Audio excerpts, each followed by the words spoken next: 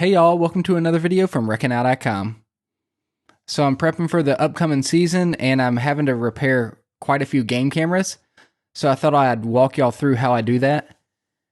One of the first things to go on a game camera is the strap. The sun just weathers it and then it eventually will just break.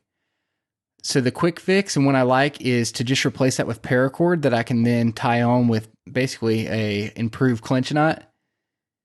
So I use the paracord, one, because it's lower profile, and two, I just always have some handy. So all you have to do is thread it through there, and that's about it. To do the other repairs, you're going to have to get into the camera, and a lot of cameras have these little plugs in them. The plugs can be hard to get through, so what I like to do is actually take a drill bit, and I'll screw into the plug, and then as you back out slowly with a little bit of upward pressure, it will actually back that rubber plug out of the camera, and then you can get to the screw. And then when you get done, you can just put some hot glue into the hole. That way no water will get in there. So this is a Strikeforce Browning camera, and I'm just disassembling it. The problem here is the lens on the front was pecked out by a woodpecker. Another thing that happens is just the sun again beats them down and they just kind of crack. So you can see that there's dirt daubers that have built a nest in this camera. So there's quite a bit of mess going on with this camera, and with just a little bit of alcohol and a new lens, we can bring it back to life. So I'm just taking it apart and pulling out that lens.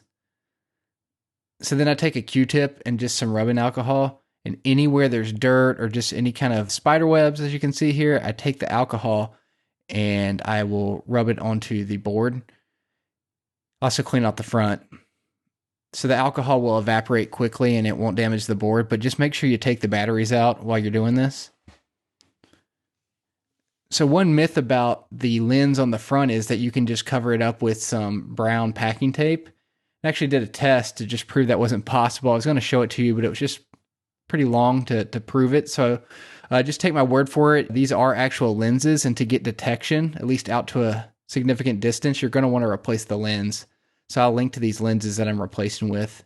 It doesn't matter if it's brown or not, but they're lenses that are made in such a way that they can, rather than having a built-up lens, kind of like a contact, they just have slivers that allow it to detect out to long-range distances.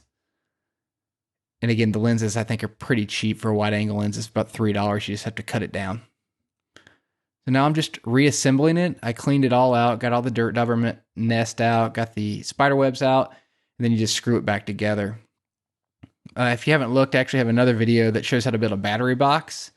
If you aren't going to use a battery box, you want to take that same alcohol and maybe some sparkling water and clean the battery contacts, because that's another common problem, is the battery contacts kind of get corroded. So now I'm just putting it back together, and that's all there is to it. I hope it helps you save some money by just restoring your cameras. Thanks.